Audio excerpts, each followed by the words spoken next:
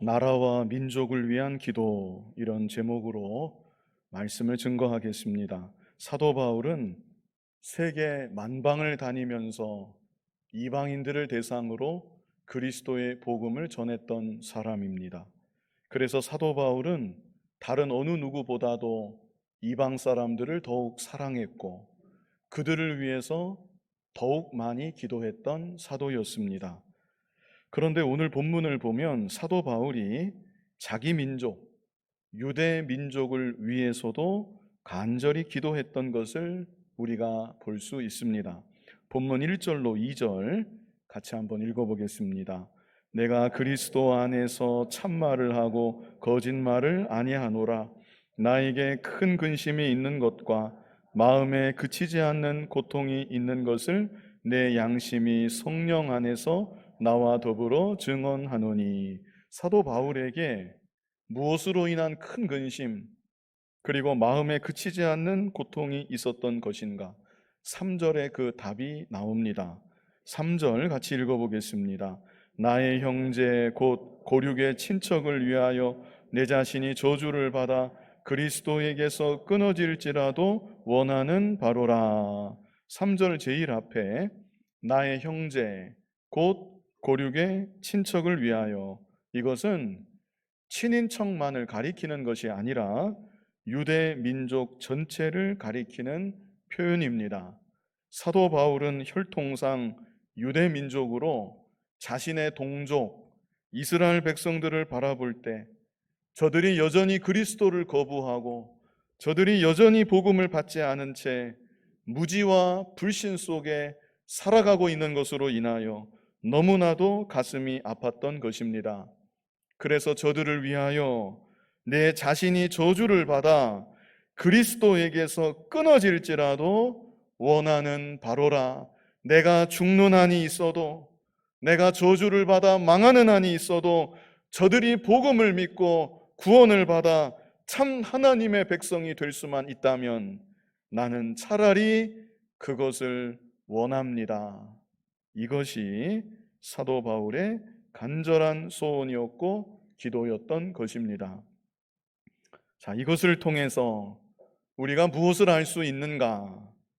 사도 바울의 선교적인 열정, 이방을 향한 복음의 열정, 그 밑바탕에는 자기 민족을 향한 사랑과 자기 민족을 향한 복음의 열정이 있었다는 것입니다. 사실 이것은 이치적으로 볼 때 지극히 자연스러운 것입니다. 사도행전 1장 8절을 보면 예수님께서도 제자들에게 오직 성령이 너희에게 임하시면 너희가 권능을 받고, 그 다음에 뭐라고 하셨습니까?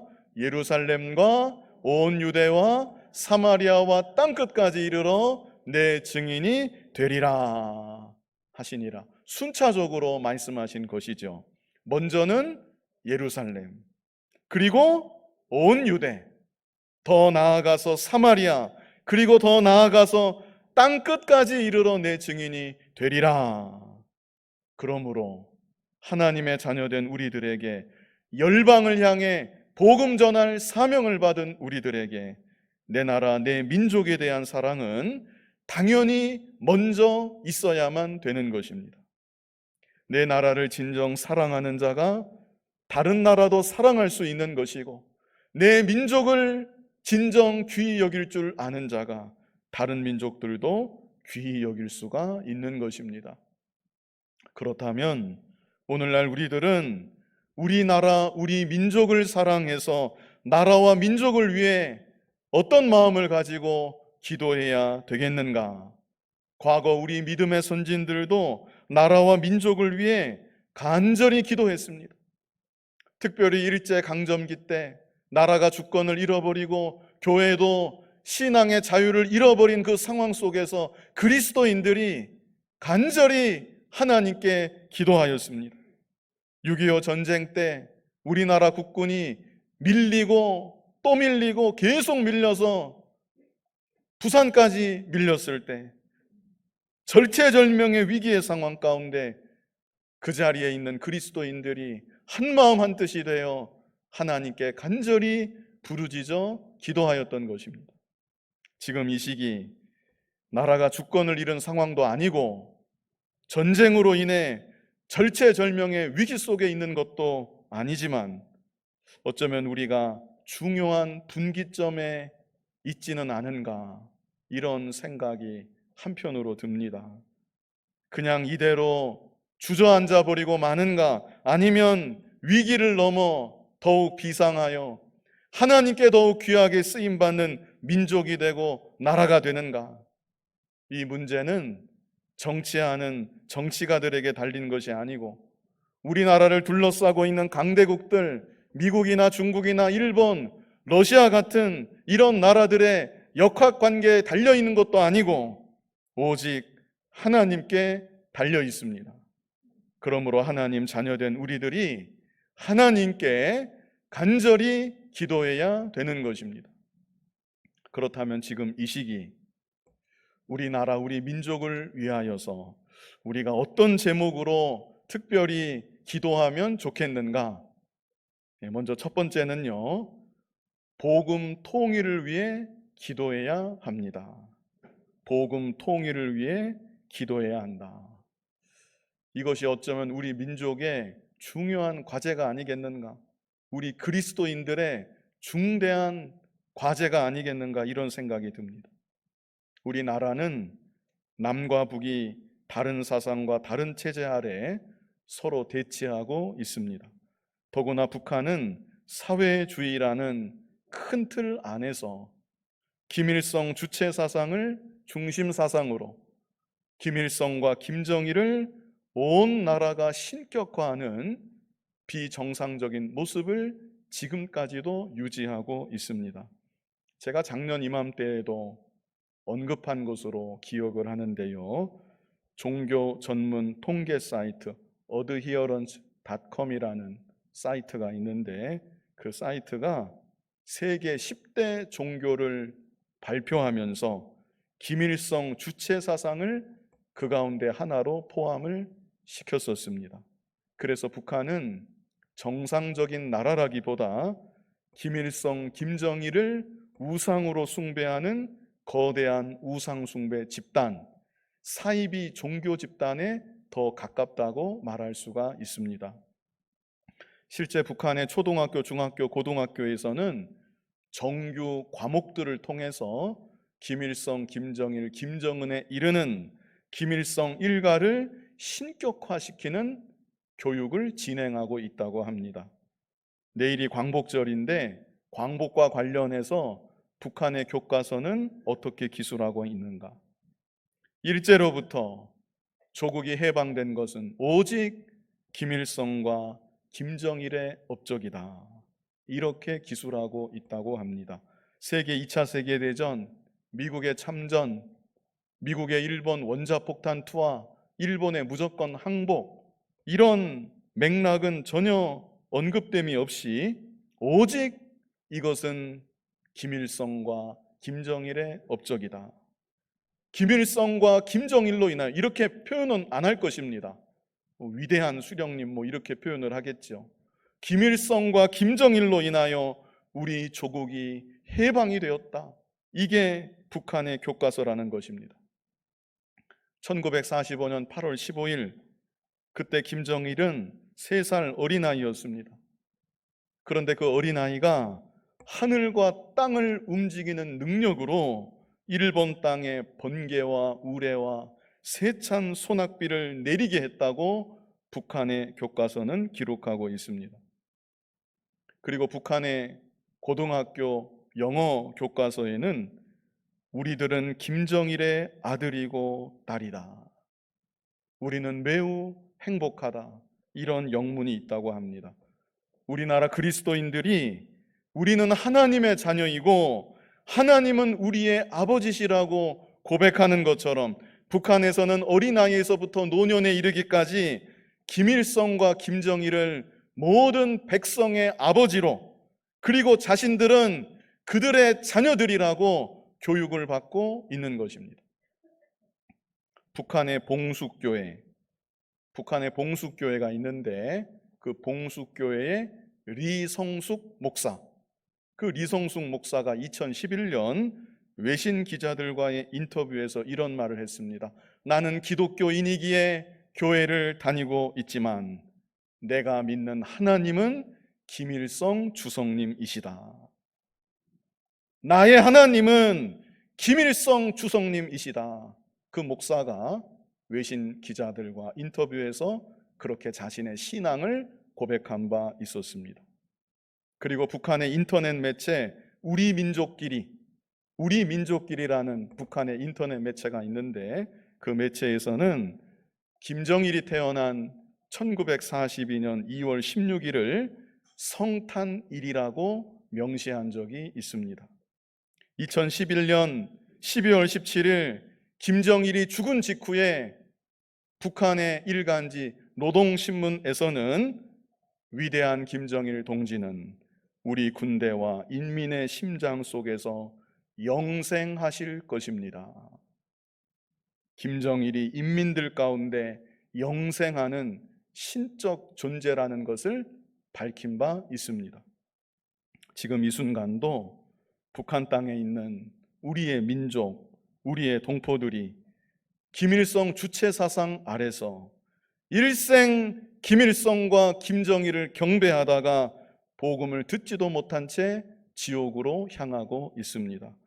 북한 땅의 40만 기독교인들은 이런 체제 아래 숨을 죽여서 몰래 예배를 하고 믿음을 지키고 있고, 8만 명의 기독인들이 정치범 수용소에서 짐승보다 못한 대접을 받으며 모진 핍박과 고난을 당하고 있습니다. 왜 우리들이 통일을 원해야 되는 것입니까? 영토 확장을 위해서, 강대국이 되기 위해서 우리가 통일을 원해야 되는 것입니까?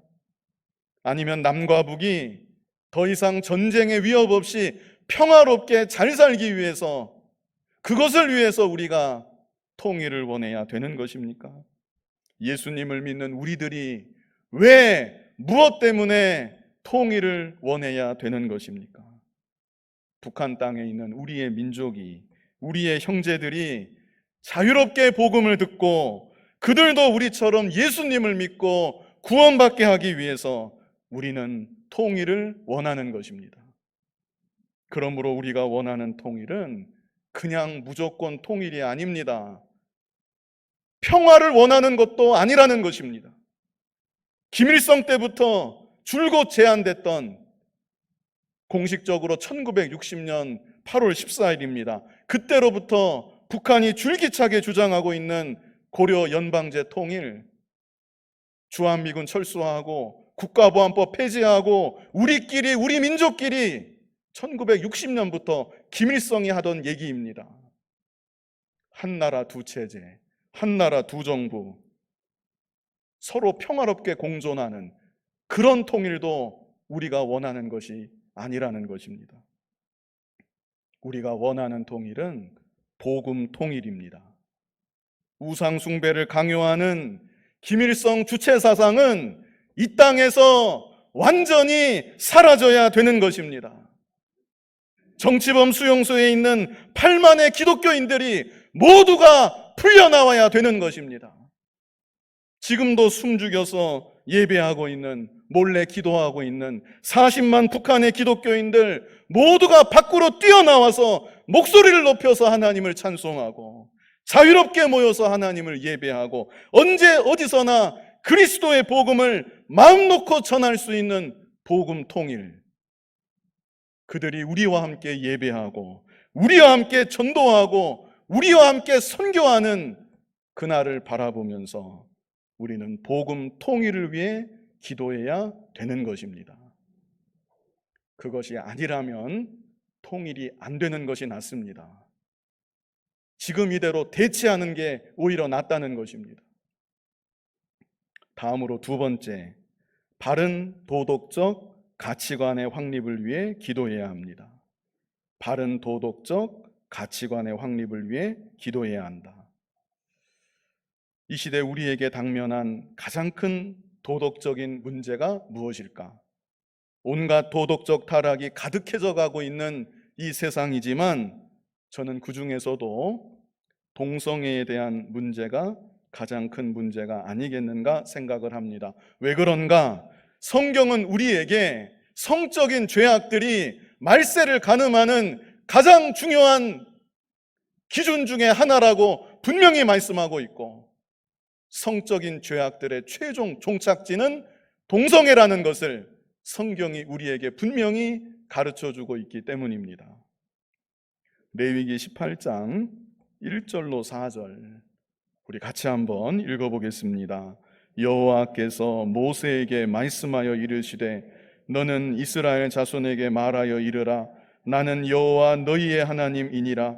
너희는 너희가 거주하던 애굽 땅의 풍속을 따르지 말며 내가 너희를 인도할 가나안 땅의 풍속과 규례도 행하지 말고 너희는 내 법도를 따르며 내 규례를 지켜 그대로 행하라. 나는 너희의 하나님 여호와이니라. 아멘. 자, 3절부터 다시 보시기 바랍니다.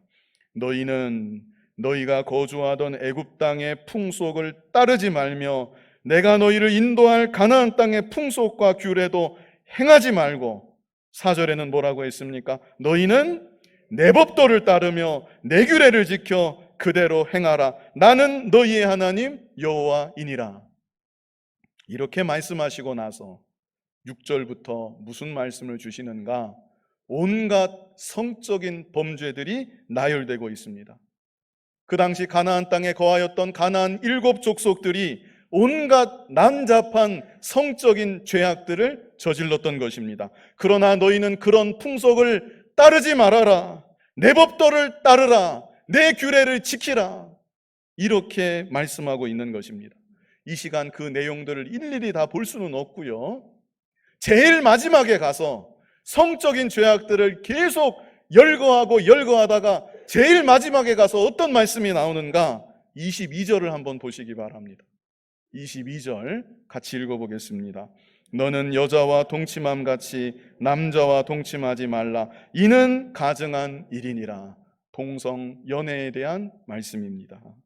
당시 가나안 7 족속들이 온갖 성적인 유의와 쾌락 속에 탐닉하다가 그 최종 종착지는 동성애에 도달했다는 것입니다. 그리고 23절에는 이런 말씀까지 있습니다. 같이 읽어보겠습니다. 너는 짐승과 교합하여 자기를 더럽히지 말며 여자는 짐승 앞에 서서 그것과 교접하지 말라. 이는 문란한 일이니라. 가나안 족속들이 여기까지 갔습니다. 사실 저쪽 편에 있는 사람들은 제가 이런 말을 하면 반박을 할 겁니다. 그런 근거가 어디 있냐고.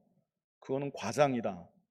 동성애 합법화된다고 짐승과의 거기까지는 과장이다. 오바다. 이렇게 이미 반박한 글들이 많이 있는 걸로 제가 알고 있습니다.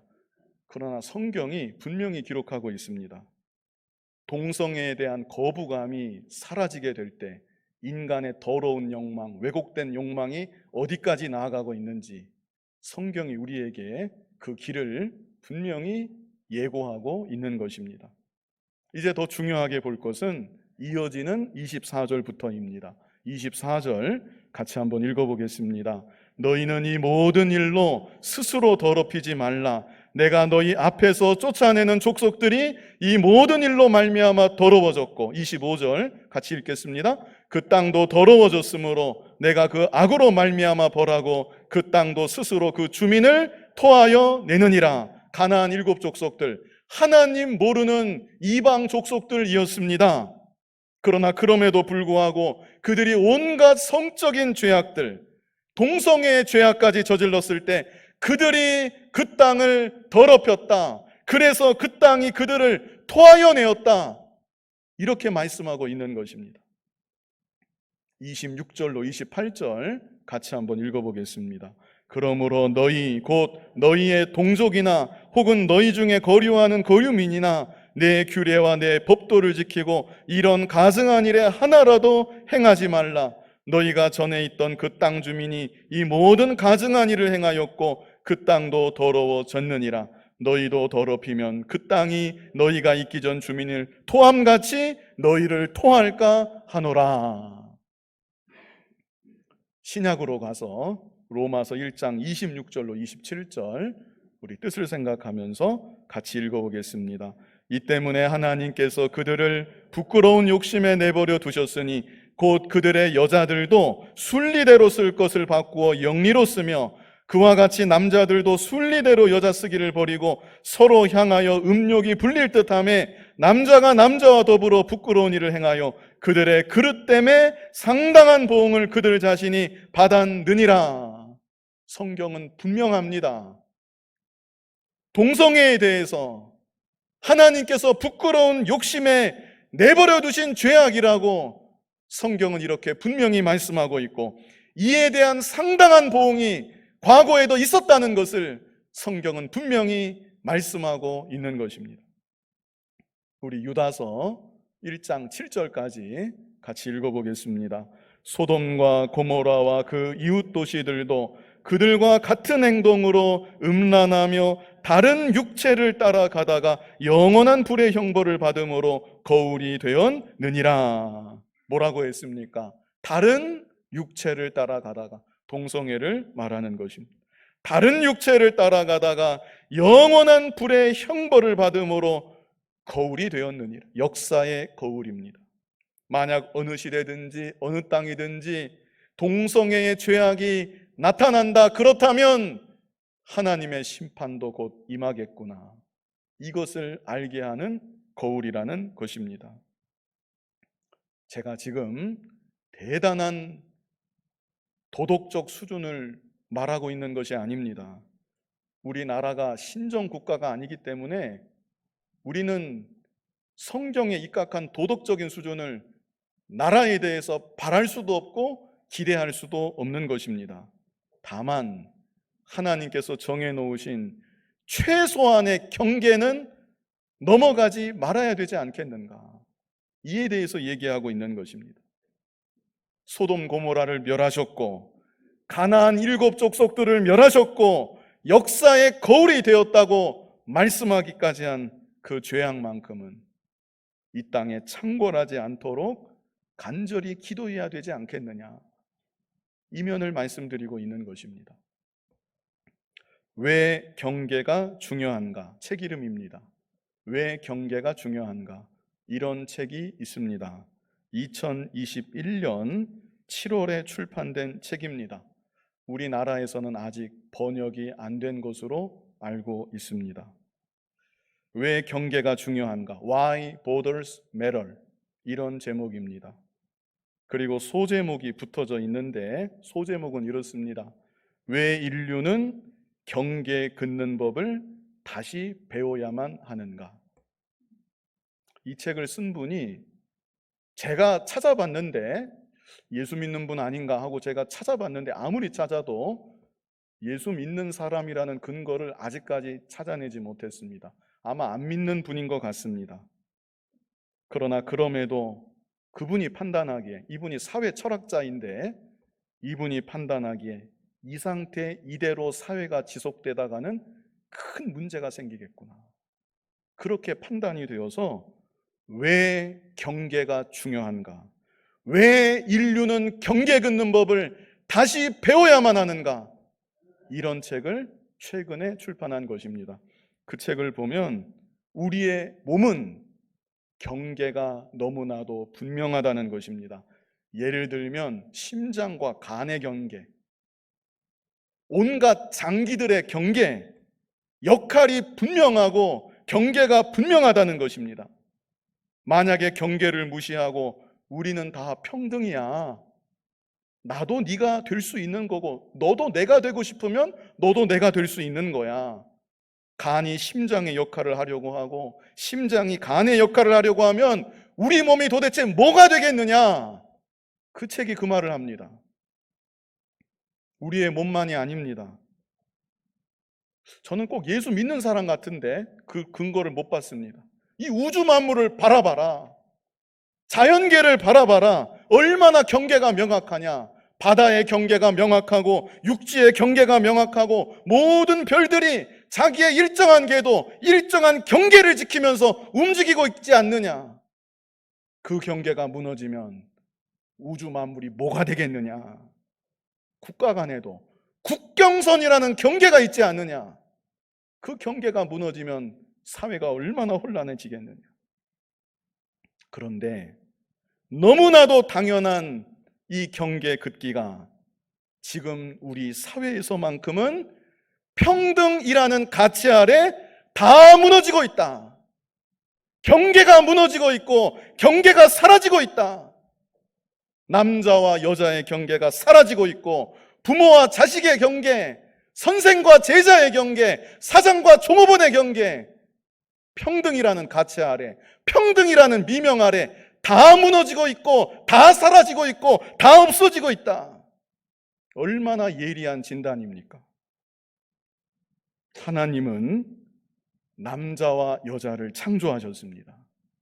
그리고 남자는 남자로서 살게 하셨고 여자는 여자로서 살게 하셨습니다. 이것은 차별이 아니라 구별입니다.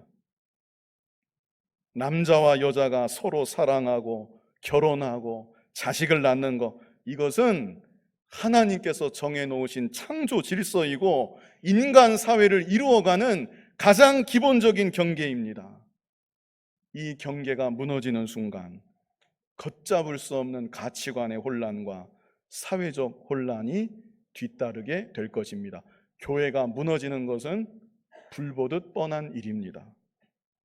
이미 서구 사회는 큰 진통을 당하고 있습니다. 그러나 아무도 이에 대해서 정면적으로 말하지 못합니다. 따돌림 당할까 봐, 손가락질 당할까 봐. 지금 그런 분위기가 이미 조성이 된 것입니다. 어린 청소년들이 내가 남자인지 여자인지 혼동을 합니다. 가르쳐도 안 됩니다. 너는 남자야. 남자로 태어났어. 남자로 살아야 돼. 가르치면 벌금 무는 나라가 있습니다. 잡혀가는 나라가 있습니다. 어린 청소년들이 내가 남자일까 여자일까 혼동을 하고 다른 성이 되고 싶어하고 같은 성을 사랑하고 그 비율이 급속도로 높아지고 있는 것입니다. 하나님의 은총이 떠나는 것이고 성경이 말씀하는 대로 하나님의 심판이 반드시 임하게 되는 것입니다. 오늘날 우리들이 이 나라, 이 민족을 생각하면서 또 우리의 후대를 생각하면서 바른 도덕적 가치관을 잃어버리지 않도록 간절히 기도해야 될 때입니다. 마지막 세 번째, 선교 대국을 위해 기도해야 합니다. 선교 대국을 위해 기도해야 한다. 과거 우리나라는 선교사들을 통해서 복음을 받았고 복음과 말씀 위에 교회의 부흥과 국가의 발전을 이룩할 수 있었습니다. 우리나라는 오랜 세월 남존 여비 사상이 강력하게 지배했던 사회였습니다.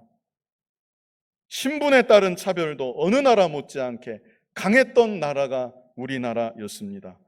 그러나 선교사들을 통해 복음이 들어오므로 이것이 다 깨진 것입니다. 복음이 들어오고 교회가 세워지고 학교가 세워지고 병원이 세워지고 영적으로 사회적으로 어두웠던 우리나라의 환한 빛이 비춰진 것입니다. 그리고 우리나라는 교회 역사는 얼마 되지 않았지만 수많은 순교자의 피가 뿌려진 나라가 우리나라입니다.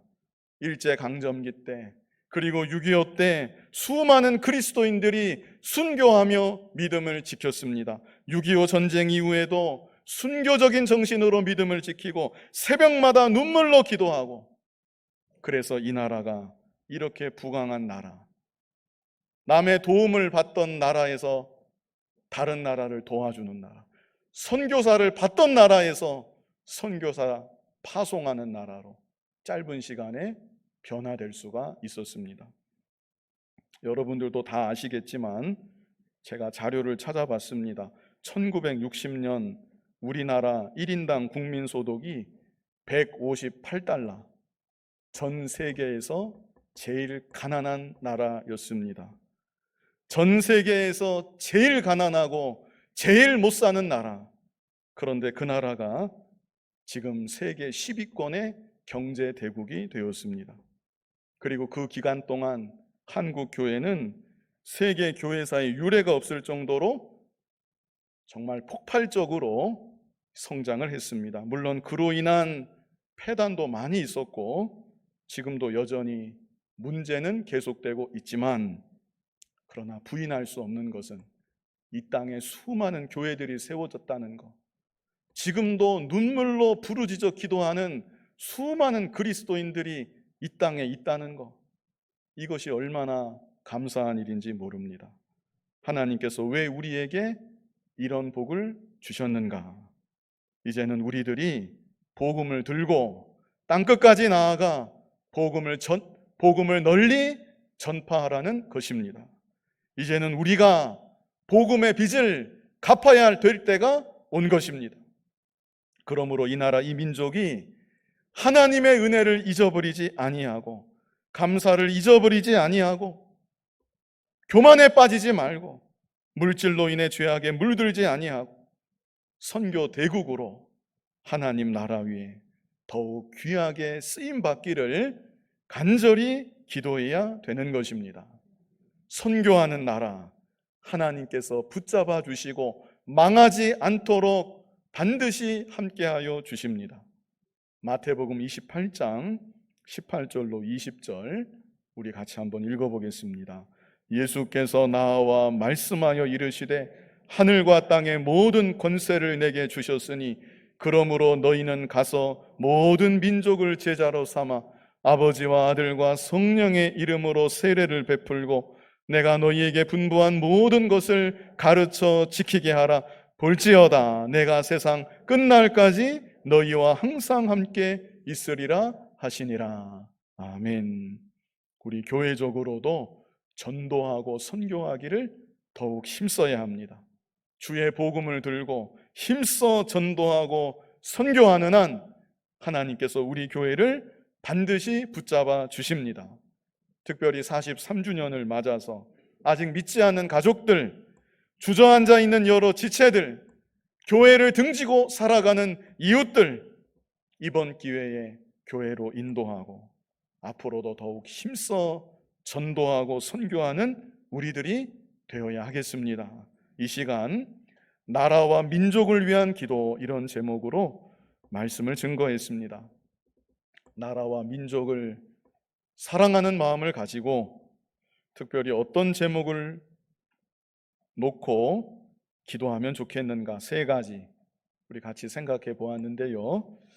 하나씩 같이 읽고 이 시간 마무리 짓도록 하겠습니다. 첫 번째는 무엇입니까? 복음 통일을 위해 기도해야 합니다. 두 번째 무엇입니까? 바른 도덕적 가치관의 확립을 위해 기도해야 합니다. 세 번째 무엇입니까?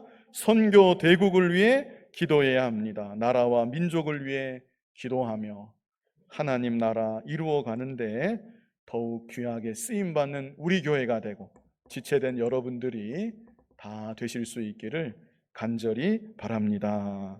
거룩하신 아버지 하나님, 이 나라를 복음으로 변화시켜 주시고 하나님 은혜 가운데 세워주셔서 강대한 나라가 되게 하시고 교회들이 많은 이 나라가 되게 하시니 감사합니다.